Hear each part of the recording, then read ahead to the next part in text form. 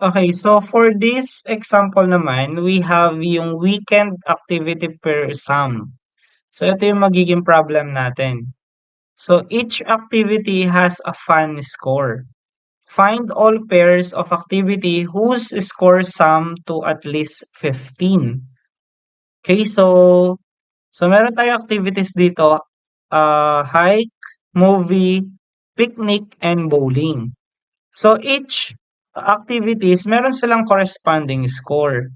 So si hike ay 7, si 9 naman ay movie, si 5 naman ay picnic, ang 10 naman ay bowling. So ito yung activity, ito naman yung scores ng mga activities natin. So ang sabi niya, ah, hanapin daw natin yung activities na may pair na nagsa-sum siya 15 pataas. So, yun yung pinaka-problem natin. So, dito kinuha natin yung size ng mismong mga scores natin. Kasi score yung magiging basis natin. Kaya siya yung tinawag natin dito. Now, meron tayo cout dito. Ang sabi natin, activity pairs with score na greater than equal to 15. Now, para makuha natin yan, gagamit tayo ng dalawang for loop. Okay? So, sa for loop natin na una, ang variable ay I, mag-i-start siya sa 0, which is, eto yung mga I natin. Meron naman tayong J, para naman siya sa mga scores natin. I mean, sa mga activities pa rin natin. So, I, mag-i-start siya sa 0, ang J naman, mag-i-start siya sa 1. Okay, kaya naka 0 plus 1 tayo dito is equals to 1. So, nasa index 1 tayo. Okay? So, meron tayong if condition dito. So, ang sabi niya, kapag daw ang condition natin, yung I and J natin, pinag-plus natin, at nag-greater than equal siya sa 15, ipiprint daw natin yung dalawang activity na yun. So, yun yung gagawin natin. So, ira-run natin siya by copying yung code. Punta dito sa online compiler, paste. So, ito yung mangyayari. Titingnan nyo, meron tayong activities. So, meron tayong dalawang for loop. So, gagawin natin ay, ito si I, ito naman si J. Okay? So, si I natin nasa index 0. So, ito siya. Si J naman ay naka 0 plus 1. So, nandito siya sa movie natin.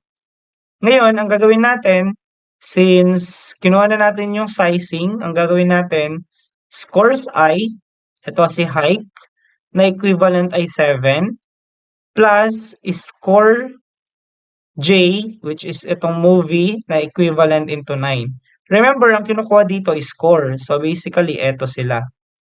Okay? So, kapag pinag-plus natin si 7 plus 9, tapos, nag-greater than equal sila sa 15. Ang gagawin natin, ipa-plus natin si activities I, which is si hike, tsaka si activities J, which is si movie. So, ang mangyayari, hike plus movie is greater than equal siya sa 15. So, ira-run natin siya ngayon. So, activity pairs with score greater than equal to 15. So, eto yan.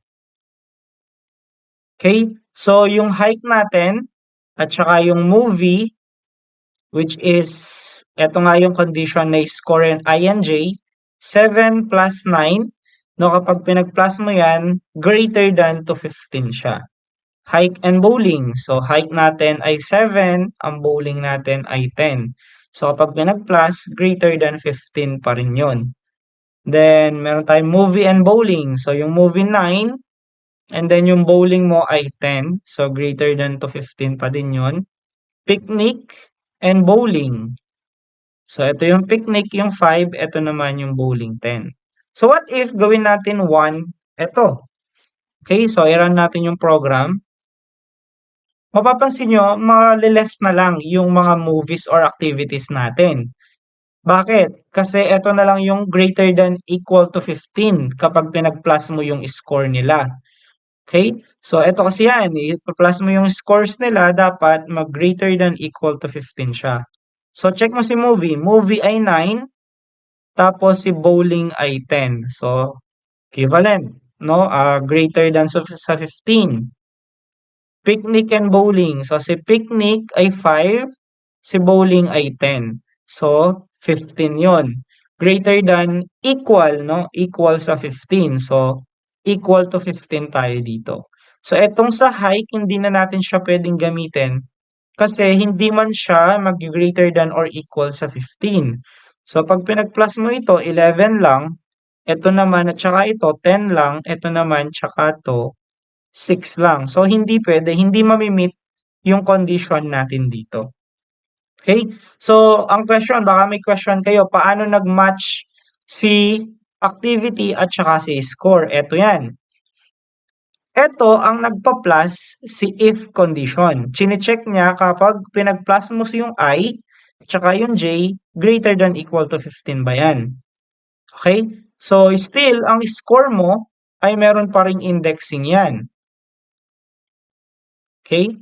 So, eto pa rin si index 0, 1, 2, at saka eto naman si 3. Same dito, meron pa ring indexing dito. So, eto pa rin si 0, 1, 2, and 3. So, eto yung una, yung score. Sino ba si score? Eto siya.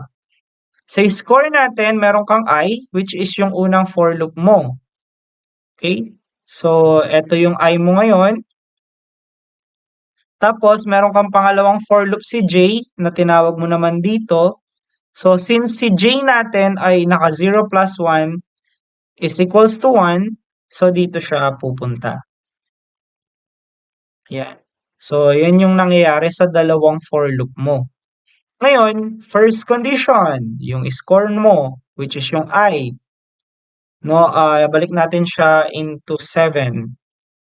So, yung first index mo 0, which is I, 7 yung value. Eto siya. Ipa-plus mo siya kay scores J. So, si J mo nasa index 1. So, si J, eto yung index 1. Eto yung value. So, pag pinag-plus mo yan, mapapansin mo, greater than siya into 15. Okay? So, ang mangyayari, magsi-see out ka ngayon ng activities I. So, sino ba si activities I? Eto na yan, yung mga activities mo. So, si activity mo, si I, again, no, si activity I, nandito siya. Eto si I, 0 siya. Tapos, plus mo ulit si activity naman na J. So, si J, eto siya, nasa index 1. So, eto naman si J. Nasa index 1 tayo ngayon. So, kapag pinrint natin, kaya meron kang movie plus bowling kasi activities I, eto siya. And then, plus, which is etong plus na to, meron siyang activities J, which is eto. Kaya, napagpa-plus mo yung mga activities during output, no? And eto yung basis naman natin para sa pag-check kung 15 greater than equal to 15 ba siya. So, yan yung pinaka-logic ng program na ito na tinatawag natin na weekend activity pair sum. So, hindi siya ganun kahirap basta naiintindihan paano nagwo-work yung for loop natin.